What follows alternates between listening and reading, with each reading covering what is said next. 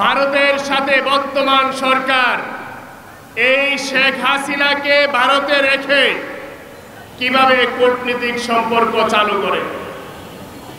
আমি প্রথমে যেটি চেয়েছি এবং আজকের সমাবেশ থেকে বলতে চাই যে শেখ হাসিনাকে ভারত থেকে বিতাড়িত করে তারপর হচ্ছে ভারতের সাথে বাংলাদেশের সম্পর্ক উন্নয়ন সম্ভব। আর নয়তো কোনোভাবে আজকে যে বাংলাদেশ নিয়ে চক্রান্ত চলছে এই চক্রান্ত কখনোই শেষ হবে না।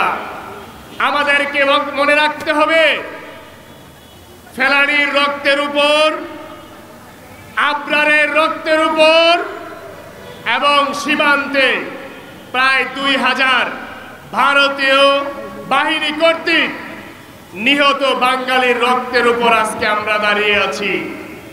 আজকের যে 24-এর গণ অভ্যুত্থান সংগঠিত হচ্ছে এই গণ অভ্যুত্থান তাদের রক্তের উপর। সুতরাং সীমান্তে যতগুলো হত্যাকাণ্ড ঘটেছে প্রত্যেকটা হত্যাকাণ্ডের বিচার না হওয়া পর্যন্ত ভারতের সাথে কোনো সমঝোতা হবে না। ভারতের সাথে যদি সমঝোতা করতে হয় তাহলে এই গুজরাটের যে মোদি তার আগে বিচার করতে হবে।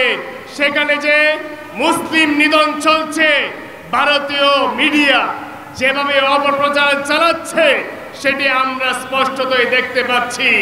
ভারত পরিকল্পিতভাবে এই দেশে হিন্দু মুসলিম দাঙ্গা লাগাতে চাচ্ছে, যার ফলশ্রুতিতে এদেশের হাজারো বছরের যে হিন্দু মুসলিম সংস্কৃতি ছিল, সম্প্রীতির বন্ধন ছিল, সেই বন্ধনকে চূর্ণ বিচূর্ণ করে এই দেশে সাম্প্রদায়িক দাঙ্গা লাগানোর চেষ্টা করছে বর্তমান ভারত সরকার।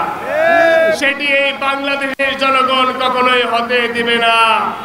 আমরা আজকের এই যুব সমাবেশ থেকে স্পষ্টভাবে উল্লেখ করে দিতে চাই এই 24-এর বাংলাদেশে আর যদি বাংলাদেশের সীমান্তে আর যদি একটি গুলি চালানো হয় তাহলে এদেশের প্রত্যেকটা জনগণ সেটি পায়ে পায়ে করে হিসাব নেবে।